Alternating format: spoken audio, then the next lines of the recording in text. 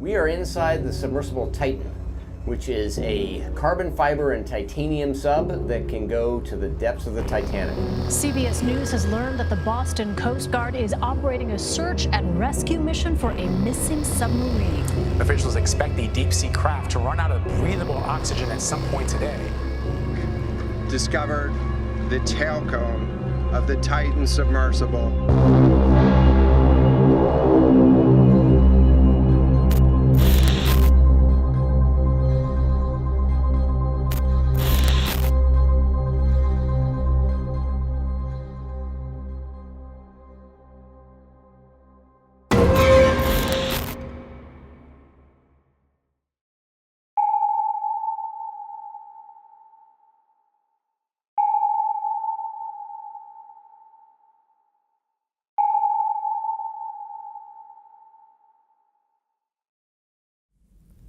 2009.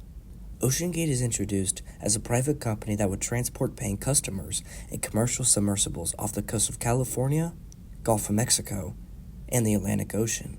OceanGate was founded by Stockton Rush and Guillermo Solin.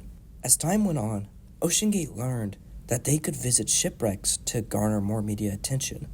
And of course, they would try to venture out to visit the Titanic.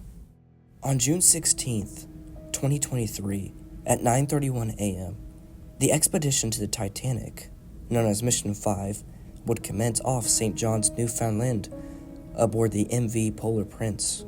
On board this trip was a French diver and Titanic expert, Paul-Henri Nargeolet, British billionaire Hamish Harding, Pakistani businessman Shahzada Dawood, and his 19-year-old son, Suleiman, and the man himself, Stockton Rush. Here's how the trip would work. The passengers would sail to the wreckage site and spend around 5 days on the ocean above the Titanic, and during those 5 days, they would attempt at least 2 dives down. Once inside the submersible, the hatch would be bolted shut and could only be opened from the outside. The descent to the site would take 2 hours, while the full dive took 8 hours. Titan was constructed of carbon fiber and titanium. The entire vessel consisted of 2 titanium hemispheres with matching interface rings. One of the end caps was detachable to provide the hatch. In 2020, Stockton Rush said that the hull could reach 13,000 feet below sea level, but this was quickly changed down to 9,800 feet. But the Titanic wreckage is at 12,500 feet. Now there's one more thing that's important to bring up, and it's that Rush told Travel Weekly that the carbon fiber had been sourced at a discount rate from Boeing because the carbon fiber was too old to use for the airplanes. Oh wait, hold on. There's just one more thing. In 2018, OceanGate's Director of Marine Operations composed a report about the safety concerns of the Titan. OceanGate claimed the guy wasn't an engineer and didn't know what he was talking about. In March of that year, Rush was emailed and contacted countless times about testing the hull to confirm its safety. Rush responded with, "Tired of industry players who try to use a safety argument to stop innovation. We have heard the baseless cries of, 'You are going to kill someone,' way too often. I take this as a serious personal insult." But these concerns didn't bother Stockton Rush as he was ready to go. On June 18th, the 5 men were bolted into the vessel and began their descent. Already, things are looking testy in terms of the construction, but once you stepped inside the Titan, you would quickly learn that there is no steering wheel, but instead a Logitech F710 wireless game controller with modified, longer analog sticks. It's important to note that once bolted into the Titan, you have around 96 hours of oxygen until you run out. During their trip, the Titan would ping location updates to the team above so that they weren't lost. At 9:18 a.m., Titan was descending, and every 15 minutes, Titan would send a message to the team above. At the depth, 7,461 feet, the submarine sent a text saying, "All good here." The vessel finally reached 10,907 feet as it sent out the final message, dropped 2 watts. That was the final message Titan sent out. The Titan was expected to resurface at 4:40 p.m., but it never did.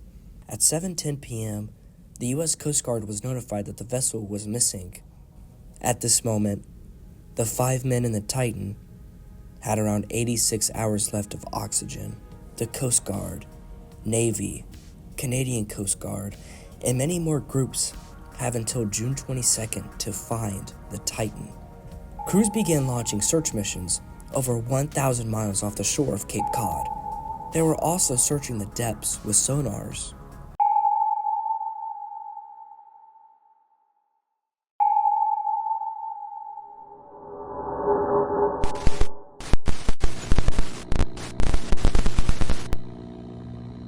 CBS News has learned that the Boston Coast Guard is operating a search and rescue mission for a missing submarine.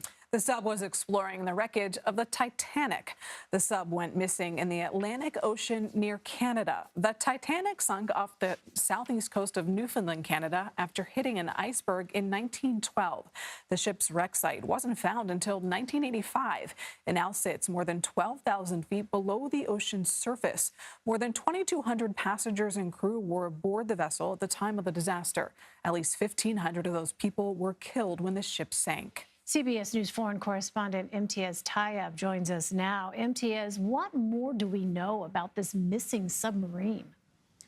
Elaine, Nikki, good to be with you. Well, this is a really fast-moving story. In fact, we've only received a statement from the company behind this tour really in the last hour or so, and I can read it out to you, and it is very short. There's only 4 bullet points here. It simply says, we're exploring, mobilizing all options to bring our crew back safely. Our entire focus is on the crew members and the submersibles and their families, and we're deeply thankful for the extensive assistance we've received from government agencies and deep-sea companies in our efforts to reestablish contact with the submersible.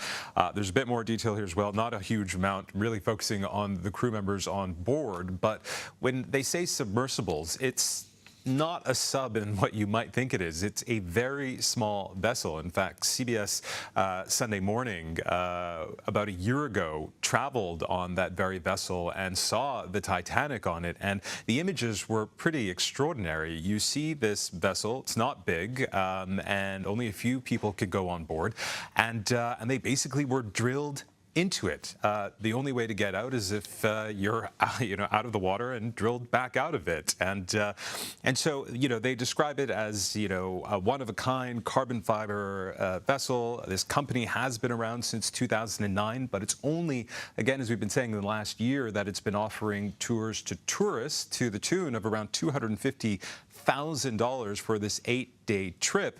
But this is the first time that we're hearing of anything like this, which is losing contact with one of their vessels. Now, I suppose the one good thing at this stage, without having found this submersible, is the fact that the area with which it has gone missing is well known and well tracked. And as we've been hearing, CBS News can confirm that the Boston Coast Guard has been brought in. It is part of the search, and it is assisting in trying to find this submersible. Guys. By the 19th, 3 aircrafts were searching in the air. The Coast Guard alerted the public that the search was tough due to the remote location, weather, darkness, and sea conditions.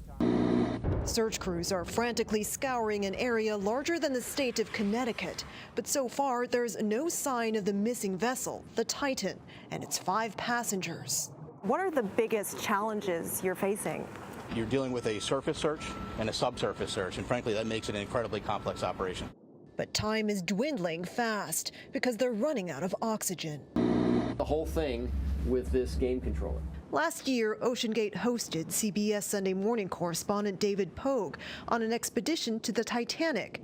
But just minutes into his dive, something went wrong. So apparently those floats there came off the platform. So we're scrubbing? Yeah, I think that's the consensus up here. The weight of the situation is bearing down on friends and family. Yannicka Mickelson spoke with her friend Hamish Harding the day before he left. It's not good. It really isn't good. It will be a miracle if the crew returns alive. On June 20th, the Deep Energy ship arrived on site to help aid the search, as the Coast Guard had already searched 10,000 square miles. June 21st arrived very quickly. and the men are dangerously low on oxygen. More and more search efforts kept rising, from more air and water vehicles searching the areas. But the clock only ticks faster. Every mile searched continued to show nothing. New ideas kept coming to light on how to find the men, but there was no time. Even though there was less than 24 hours remaining, a spokesperson for the Coast Guard said, Or rescue? Oh, this is a search and rescue mission, 100%. We are smack dab in the middle of search and rescue, and we'll continue to put every available asset that we have in an effort to find the Titan. But the truth is, it was always a recovery mission. Roxanne, it sounds like we may be getting an update right now. Our producers advise us that the Coast Guard says that they have found a debris field at this point. In the area where they were searching. So, of course, we're going to continue to bring all the very latest to our viewers.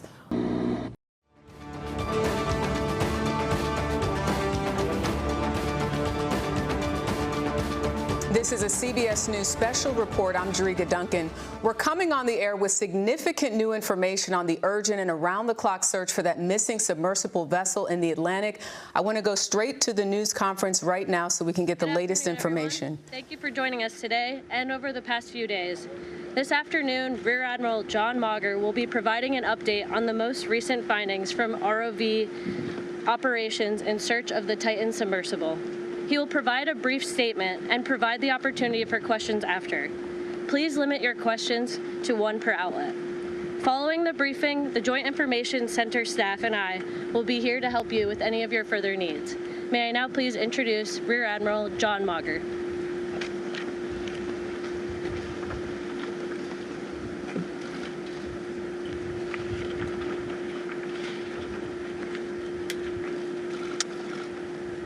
This morning, an ROV, or remote operated vehicle, from the vessel Horizon Arctic discovered the tail cone of the Titan submersible.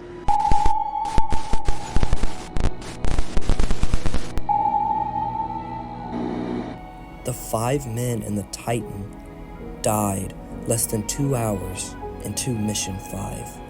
The Titan imploded. As the world held their breath for the return, the worst had already happened. On June 22nd, the Coast Guard announced that the tail cone of the Titan was found near the Titanic. They quickly announced to the world that the Titan had imploded, killing the men instantly. But the worst part about this entire thing, this could have been avoided. If OceanGate had properly done the tests and safety precautions, things would be different. Instead, this happened. 5 men died that day. A father, with his son who didn't even want to go, an expert on the Titanic, British adventurer, and the man who caused the entire thing.